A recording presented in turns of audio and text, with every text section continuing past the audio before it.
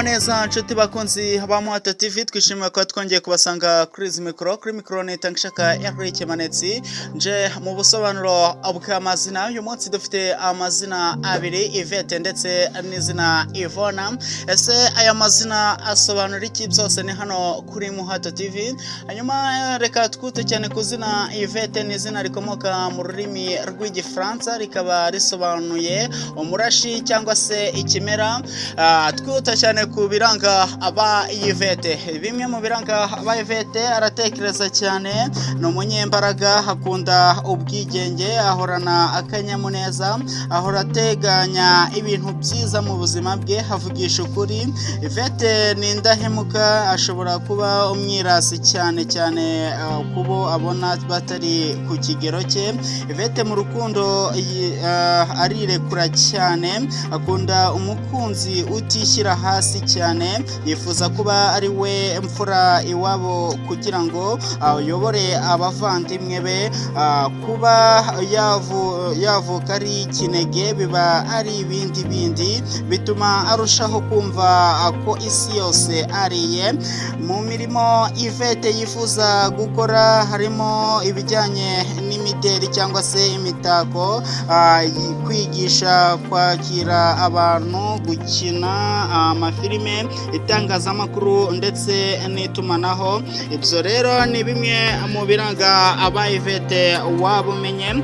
Reka tujye ku zina Ivona. Yes, twari tumaze kubikomozaho ko tugiye mu busobanuro bw'izina Ivona. Iri zina naryo ni izina rifite inkomoko mu rurimi rw'igifaransa, aho risobanuye umurashi cyangwa se umurashi nyine w'umuheto. Bimwe mu biranga aba Ivona: ni umuntu ukunda ubuzima bwe bwa buri munsi, akumva bumuhesheje amahoro.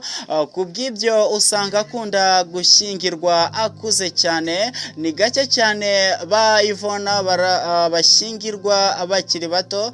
Ivona ni izina ry'umukobwa ushyira imbaraga mu byo akora byose, akunda impinduka, gutembera, yoroshya ubuzima kandi areba kure cyane. Ikindi wamenya kuri Ivona ni uko ari umuntu wigwizaho inshuti nyinshi cyane mu gihe gito cyangwa se no mu buryo bworoshye.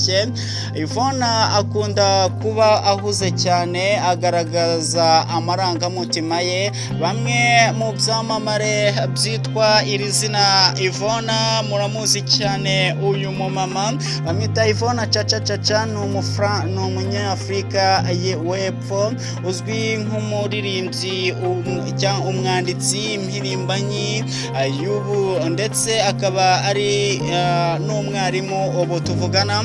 Hanyuma ngayo aba Ivona. Nawe niba ushaka izina ryawe, reka nkusabe kujya muri komenti wandike izina ushaka ko tuzagusobanura, nawe tuzarizana ntugire ikibazo. Hanyuma kuri mikoro ya Tangishaka Eric Manetsi, ntugende udakoze subscribe, share ndetse na comment. Ngaho mugire ibihe byiza, bye bye.